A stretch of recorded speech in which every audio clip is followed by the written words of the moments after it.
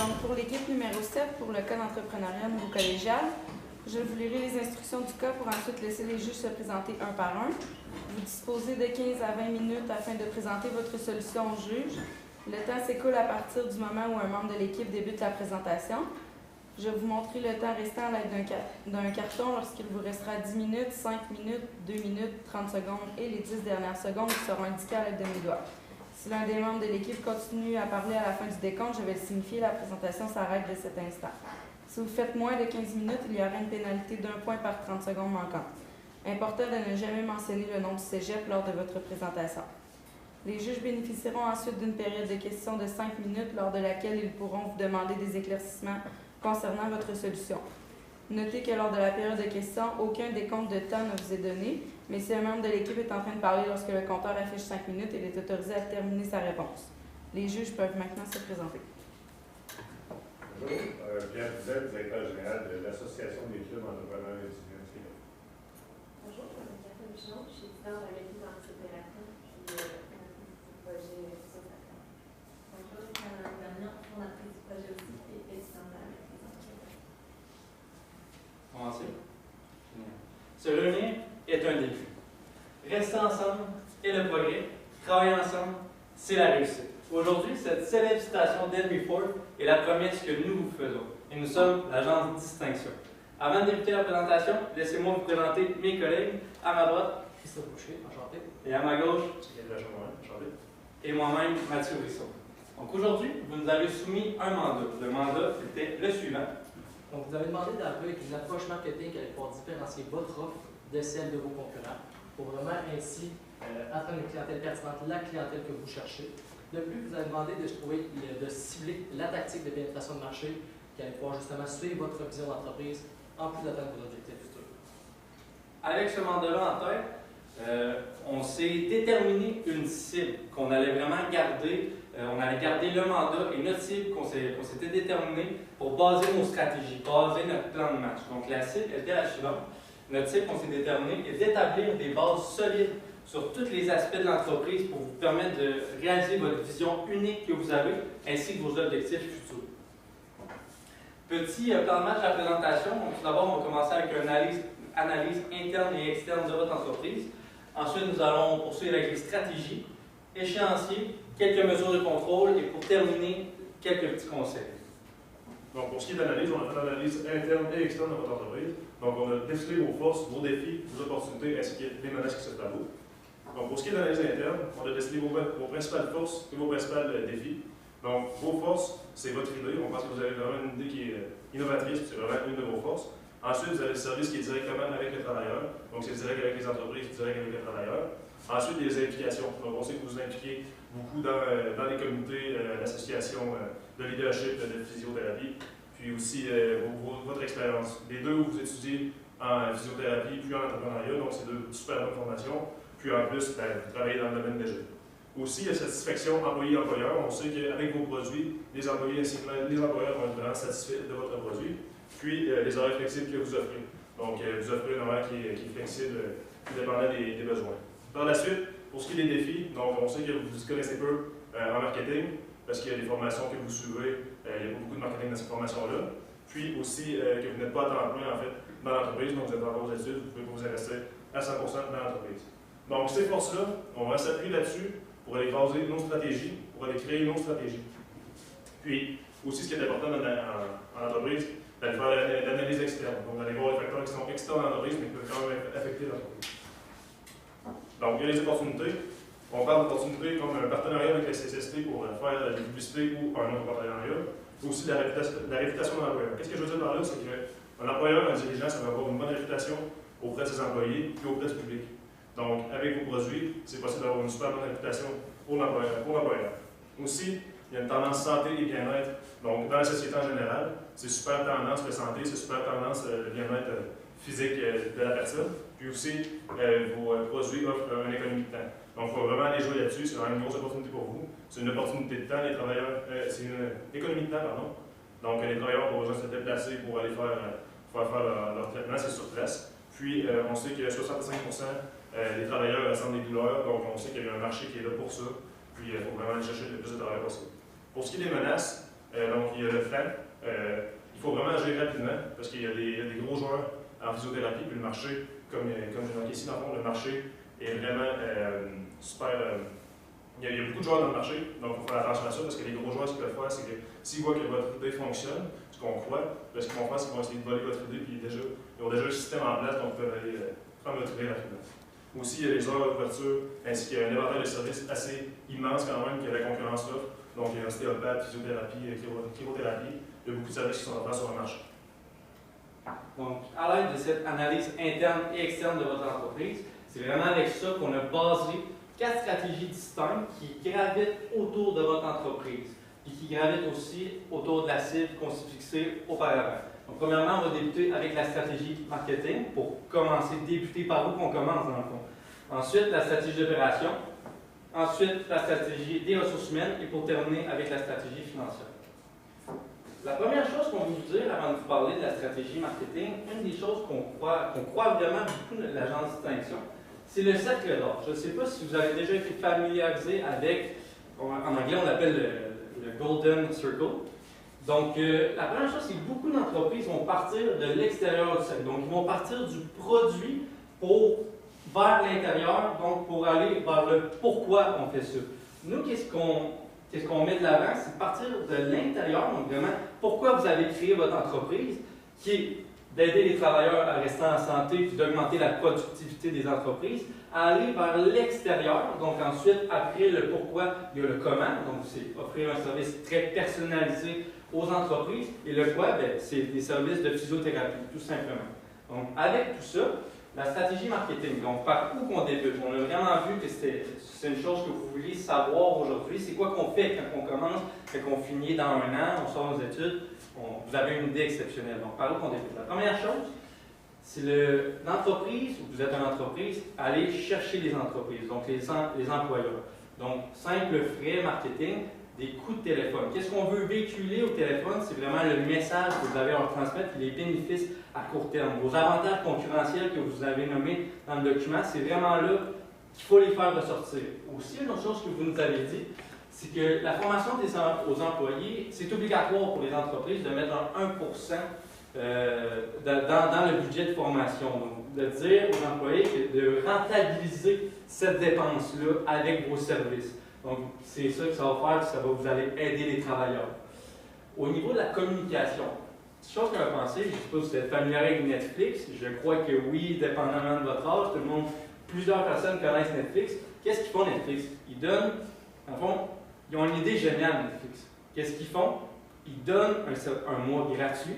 Donc, les gens peuvent essayer le produit. Ensuite, il y a une certaine dépendance au produit. Donc, vous, qu'est-ce que vous pouvez faire? C'est utiliser ce concept-là.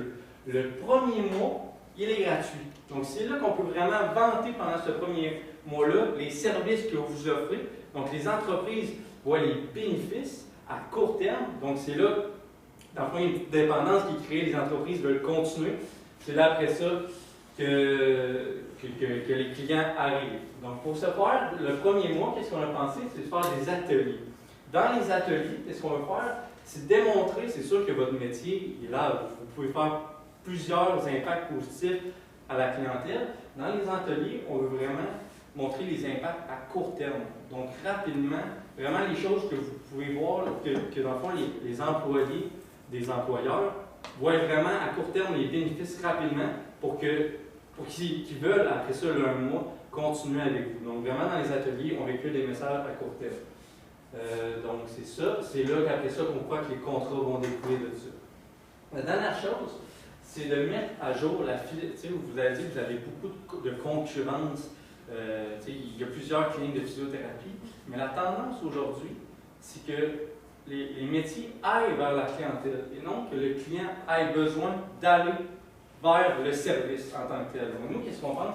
Mettre à jour la philosophie du métier, la physiothérapie, avec les tendances actuelles. Pour ce faire, ça c'est plus à long terme. C'est pour ça qu'on le met en dernier, ça c'est vraiment plus à long terme. Donc une application web. Donc d'aller donner des services de physiothérapie sans nécessairement vous avez besoin de vous déplacer. Donc là, on vient sauver des coûts. Ça c'est vraiment développer ça. Donc créer une application web vraiment dynamique. Les gens qui ont besoin de services, donc c'est accessible très facilement. C'est très moderne. Donc, c'est ça. Une autre tendance qui est très à jour, c'est des concepts multicanaux. Donc, vraiment, faire de la vente, donc web, concrètement, web, tout ça, mais mon collègue va vous en parler un petit peu plus tantôt. Et la dernière chose qu'on croit, ça serait peut-être plus à long terme, quand vous avez plus augmenté, ce serait de faire un partenariat publicitaire avec la CSST pour qu'il puisse vous propulser vraiment dans le futur. Continuons. En ce qui a trait à la stratégie des opérations, notre grosse idée, c'est vraiment de marcher avec un abonnement.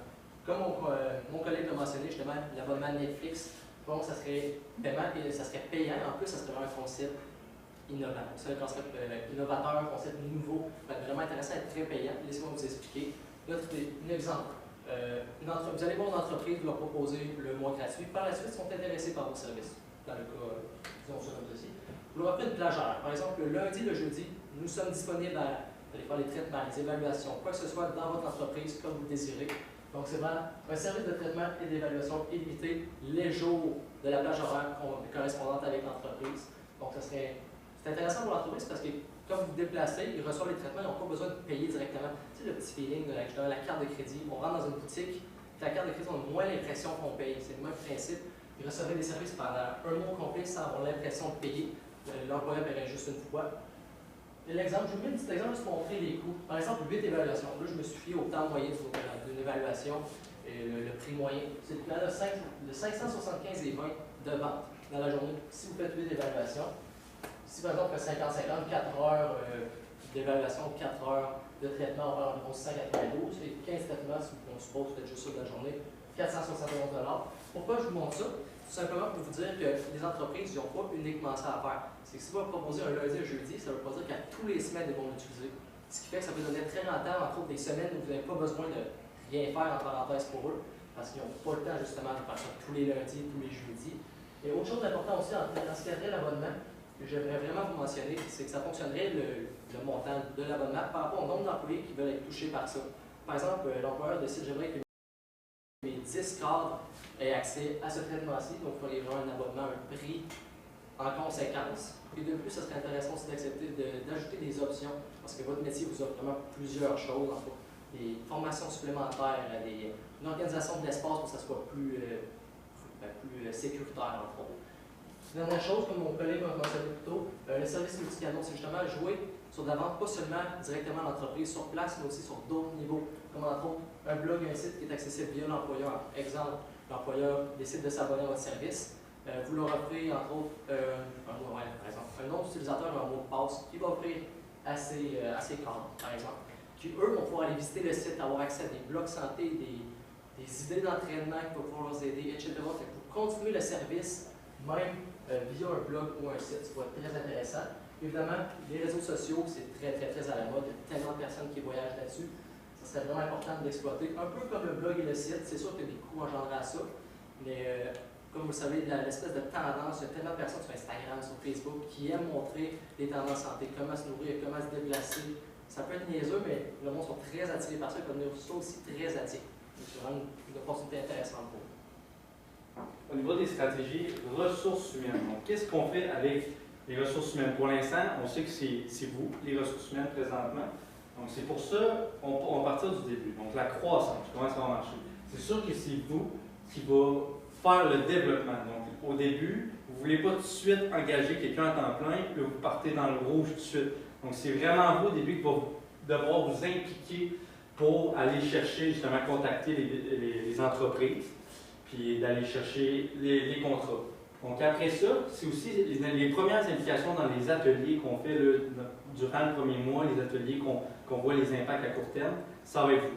Pourquoi on fait ça? C'est qu'on croit que vous êtes les deux femmes derrière le projet. On croit que vous êtes les meilleures personnes pour véhiculer votre message. Votre message que vous avez véhiculé, votre idée exceptionnelle de vraiment s'adapter aux tendances actuelles, mais c'est vous qui va pouvoir mieux véhiculer ce message-là en se déplaçant dans les ateliers. Ensuite, quand on s'avance un petit peu dans le temps, quand vous allez vraiment vouloir exploiter, puis vous allez vouloir grossir, probablement. Donc, vous êtes impliqué beaucoup dans des comités, donc des comités entrepreneuriales. J'imagine que vous connaissez plusieurs bons étudiants en physiothérapie aussi. L'idée qu'on a eue, c'est que les étudiants finissant, donc quand vous allez grossir, vous allez avoir des contrats, donc telle entreprise, lundi, jeudi, telle autre entreprise seulement le mardi. Donc, les étudiants aujourd'hui, vous êtes d'accord, on est jeunes, on veut des choses flexibles. Donc, ce thinking-là qu'on a de différentes plages horaires, mais vous pouvez engager les étudiants, vos amis, mais vraiment développer ce créneau-là, puis de les attribuer à certains contrats. Donc, eux, en sortant des études, ils ont du temps partiel, ils ont d'autres projets, mais ils peuvent, regarde, exemple, Mathieu, j'ai lundi, jeudi à t'offrir, parfait, moi j'ai ça, donc vous payez vos étudiants en conséquence, vos étudiants finissants. En plus, vous pouvez sélectionner ceux-là qui gravitent autour de vous, vous croyez qu'ils offrent les meilleurs services. Donc c'est ça, temps partiel sur les contrats. Ensuite, c'est ça, l'implication dans les communautés, on croit que ça va faciliter votre recrutement. Puis avec les entrepreneurs, donc c'est ça, c'est vraiment aller chercher ces idées-là et prospérer, vraiment faire prospérer l'entreprise avec cette stratégie des ressources humaines. Finalement, ce qui a trait la stratégie financière, si on regarde un peu toutes les stratégies qu'on a faites, pourquoi d'abord je vous ai suggéré les paiements mensuels? Tout simplement parce qu'on a un bon cash flow. Au début, c'est difficile d'avoir assez d'argent dans l'entreprise pour bien rouler, juste avoir le train régulier. En plus, ce qui est intéressant, des paiements mensuels, si vous pouvez placer l'argent. L'argent, il ne faut pas la laisser dormir. C'est un petit plus pour ça aussi, contrairement entre autres à du trimestriel, à du semestriel. Deuxième chose, c'est sûr qu'il va y avoir un certain montant alloué pour le site et pour le blog. C'est vraiment de garde en tête, mais encore une fois, c'est un petit peu plus long terme.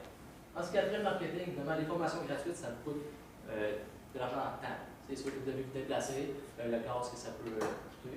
Sinon, évidemment, l'application mobile à développer, ça coûte relativement cher, mais encore une fois, on voit ça un petit peu plus au niveau du long terme. Mais finalement, ce qui a trait les ressources humaines, c'est sûr que le coût des contrats avec les étudiants qui vont travailler pour vous, qui vont travailler comme mon collègue l'a mentionné.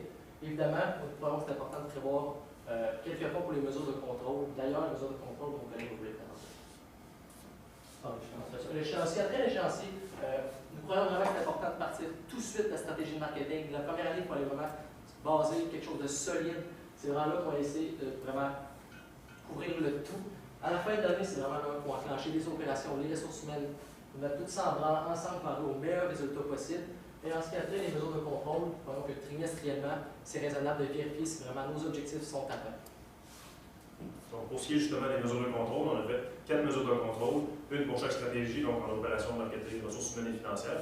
Pour ce qui est de l'opération, quand on va avoir un site web, dans le long terme encore, on va aller vérifier le nombre de clics qu'on a sur le site web, donc l'engagement des clients sur le site web, si ça sert vraiment aux clients. Ensuite, on va demander aux dirigeants, les entreprises aussi, qu'on peut avoir une relation qui est assez proche avec eux, demander si ça satisfait leurs attentes, si vraiment il y a une augmentation de la productivité, si vraiment les employés, si vraiment ils ont une meilleure réputation grâce à votre service, si les employés se sentent mieux.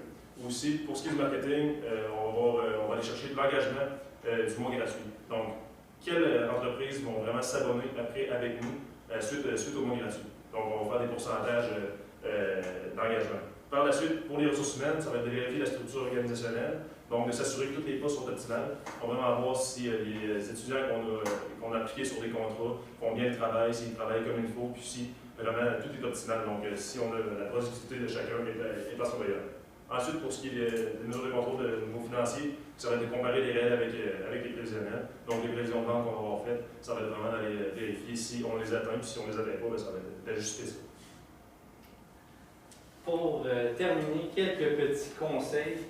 La première chose, ça va être d'efficace. On sait que le marché est saturé, il y a énormément de concurrents qui ont vraiment des bases très, très, très solides, puis eux, ils ont déjà un gros pouvoir financier pour s'ajuster très rapidement. Donc, on croit que le premier conseil, c'est quand vous allez mettre vraiment le go. C'est-à-dire, go, on part notre idée qui est innovatrice. C'est d'être efficace. Très, très, très, très, très efficace pour pas que justement ceux-là qui sont déjà plus gros que vous viennent un peu biaiser vos plans dans le futur. Donc, c'est vraiment ça le premier conseil. Ensuite, c'est d'être visionnaire. Vous avez été extrêmement visionnaire, tout simplement votre idée est adaptée à la situation actuelle, comment les gens réfléchissent, comment les gens veulent recevoir un service, donc c'est très visionnaire. Mais le conseil là-dedans, c'est de continuer à être visionnaire. Quand vous allez commencer, essayez tout le temps de voir plus loin. Les meilleurs visionnaires, les meilleurs entrepreneurs de ce monde se forcent à tout le temps voir l'avenir avant les autres, bien sûr. La dernière chose, c'est de croire en vous. Vous avez une idée exceptionnelle. Nous, on croit en vous. Nos stratégies qu'on a basées sont vraiment... On croit en le potentiel de ces stratégies-là. C'est pourquoi tout ça mis ensemble, avec Croix, vraiment travailler fort, on va atteindre la cible, donc on va se rappeler la cible du début, et d'établir des bases solides sur tous les aspects de l'entreprise pour vous permettre de réaliser votre vision unique ainsi que vos objectifs dans le futur. Donc maintenant, qu'est-ce qu'il faut se rappeler, c'est que se réunir est un début, rester ensemble est un progrès, et travailler ensemble, c'est la réussite. Travailler avec vous, pour vous, c'est la promesse que nous faisons. Nous sommes l'agence de distinction. Merci beaucoup.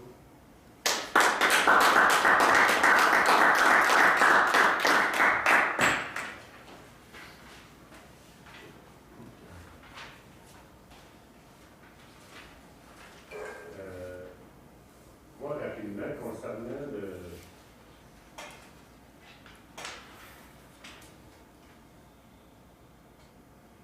par rapport quand on parlait que la concurrence est quand même forte dans le domaine, considérant que oui, effectivement, ils ont plus de moyens que quelqu'un qui démarre. Qu'est-ce que vous suggérez à ces deux entrepreneurs-là de faire en sorte de s'assurer de pouvoir contrer cet élément-là, de se faire bypasser ou de faire en sorte qu'ils puissent se faire aller par parce que les autres font ça aussi.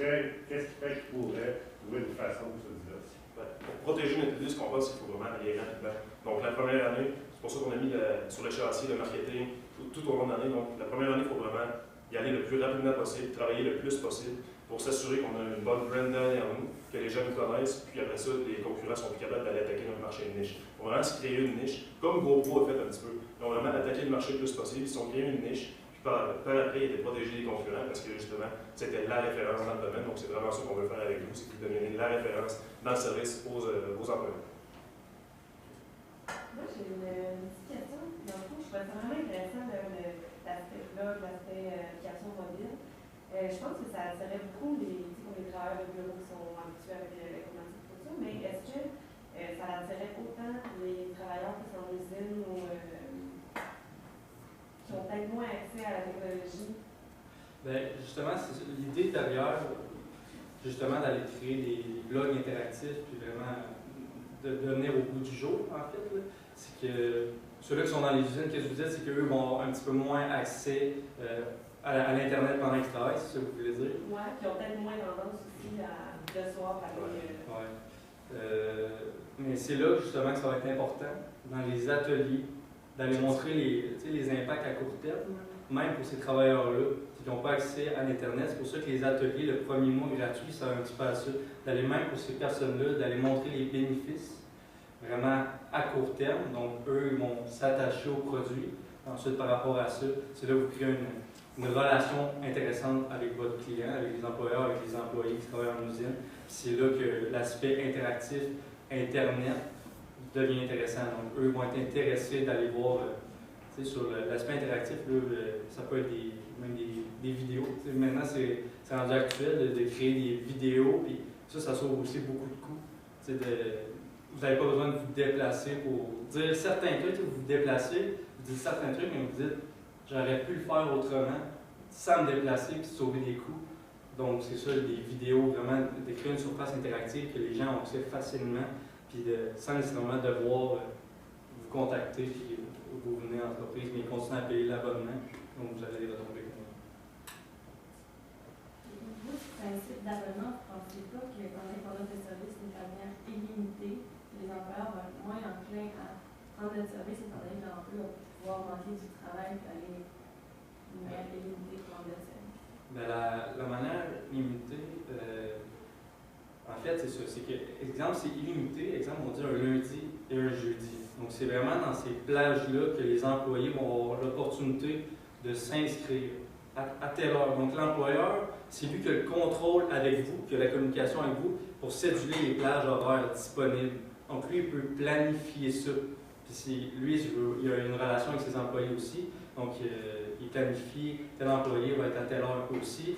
L'employé va avoir une communication avec son employeur. Tu sais, si l'employé abuse le système, entre guillemets, l'employeur, lui, il parle d'argent aussi. Donc, c'est là que l'employeur va avoir un rôle à jouer avec son employé. Puis vous avez des discussions avec l'employeur. Donc, mettons que l'employeur, il y a d'autres besoins. Donc, il veut augmenter, exemple, juste lundi, jeudi, il veut augmenter ça. C'est là qu'on peut en plus créer des options. Puis on crée des options, donc différents tarifs selon différentes situations. Donc, on devient très, très flexible. La flexibilité étant un sujet d'actualité aujourd'hui. Bon. Merci beaucoup.